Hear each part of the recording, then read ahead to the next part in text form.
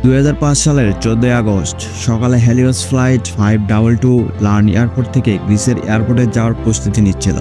সকাল 9:07 flight take off করে। প্লেনে ছিল 115 জন প্যাসেঞ্জার এবং 6 জন ফ্লাইট ক্রু মেম্বার সহ মোট 121 জন।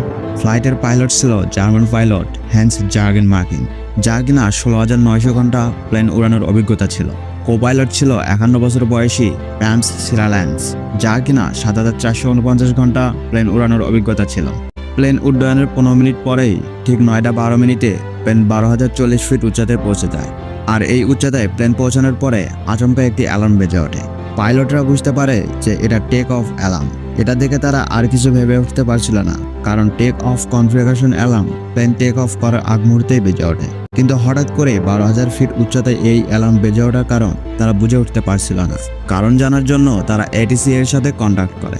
পাইলট সবকিছু এটিসিকে খুলে বলছিল। ঠিক সেই মুহূর্তে আরও একটি ভয়ানক অ্যালার্ম বেজে ওঠে। ককপিটে থাকা কয়েকটি অ্যালার্ম একসাথে বেজে ওঠায় এটিসি পাইলটের কোনো কথাই শুনতে পারছিল না। সেই সাথে প্লেনে মাস্টার কৌশন অ্যালার্মও বেজে ওঠে, যার অর্থ ছিল প্লেনের বেশ কয়েকটি সিস্টেম একসাথে হিট হয়ে গিয়েছে। পাইলটরা কিছু বুঝে উঠতে পারছিল না হঠাৎ করে এসব কি হচ্ছে। এইসব অ্যালার্ম শুনে যাত্রীরা উত্তেজিত হয়ে পড়ে। ক্রু মেম্বাররা তাদেরকে শান্ত করার চেষ্টা করতে থাকে। প্যাসেঞ্জাররা অক্সিজেনের অনুপস্থিতি বুঝতে শুরু করেছিল। ঠিক তখনই অটোমোডে অক্সিজেন ম্যাপসগুলো খুলে যায়। এই সময় প্লেন ছিল 18,000 ফিট উচ্চতায়। পাইলট কন্ট্রোল রুমে বারবার যোগাযোগ করার চেষ্টা করতে থাকে, কিন্তু এটিসি পর্যন্ত পাইলটদের কোনো কথাই পৌঁছাচ্ছিল না। কিছুক্ষণের মধ্যেই এটিসি এর সাথে প্লেনের কন্ট্যাক্ট সম্পূর্ণ বিচ্ছিন্ন হয়ে যায়। এরপর এটিসি প্লেনের সাথে অনেকবার যোগাযোগ করার চেষ্টা করেছে, কিন্তু তারা বারবারই ব্যর্থ হয়েছে। প্লেন আরও উচ্চতায় উঠতে থাকে। এই রুটে অ্যাথেন্স পৌঁছাতে সময় লাগে 1 ঘন্টা 45 মিনিট। অর্থাৎ 10:45 প্লেনের অ্যাথেন্স পৌঁছানোর শিডিউল ছিল।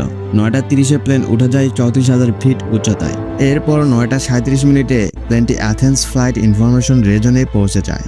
10:12 থেকে 10:50 পর্যন্ত অ্যাথেন্স এয়ার কন্ট্রোল রুম থেকে প্লেনটির সাথে বারবার যোগাযোগ করার চেষ্টা করা হয়, কিন্তু তারা কোনোভাবেই প্লেনটির সাথে যোগাযোগ করতে পারছিল না। 10:45 বেজে যায়। ঠিক সেই সময়ে প্লেনটি অ্যাথেন্স এয়ারপোর্টে ল্যান্ড করার কথা ছিল, কিন্তু এই সময় প্লেনটির কোনো অস্তিত্বই খুঁজে পাওয়া যাচ্ছিল না। ভয়ানক কিছু ঘটেছে ভেবে অ্যাথেন্স এটিসি থেকে 2টি F-16 ফাইটার জেট প্লেনটিকে খুঁজতে বের হয়। বেশ কিছু সময় পরে ফাইটার জেট প্লেনটিকে খুঁজে পেতে সক্ষম হয়। একটি ফাইটার জেট প্লেনটির খুব কাছাকাছি চলে যায়। সেই ফাইটার জেটের পাইলট দেখতে পারে যে কো-পাইলটের সিটে কেউ একজন বসে আছে, আর মেইন পাইলট মাথা নিচু করে অজ্ঞান হয়ে আছে। ফাইটার জেট পিছনে আসে, আর তারা জানালা দিয়ে দেখতে পায় 2টি ফাইটার জেট প্লেনটিকে ফলো করা সত্ত্বেও কোনো প্যাসেঞ্জার তাদের দিকে ভ্রুক্ষেপ করছিল না। কোনো প্যাসেঞ্জারের মাঝে কোনো রিয়াকশন নেই। ঠিক 11:49 ফাইটার জেটের পাইলট দেখতে পায় এক ব্যক্তি প্লেনের কেবিন থেকে ককপিটের দিকে যাচ্ছে। কিছু সময়ের জন্য সে পাইলটের সিটে বসে পড়ে। ফাইটার জেটের পাইলট তাকে সিগন্যাল দিতে থাকে।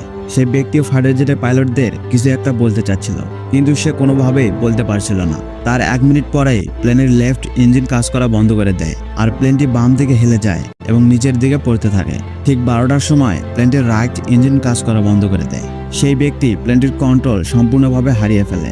12:04 প্লেনটি অ্যাথেন্স এর 4 কিলোমিটার দূরে পাহাড়ি একটি অঞ্চলে ক্রাশ করে। প্লেনটি ক্রাশ হওয়ার ফলে প্লেনটির মধ্যে থাকা সবাই মারা যায়।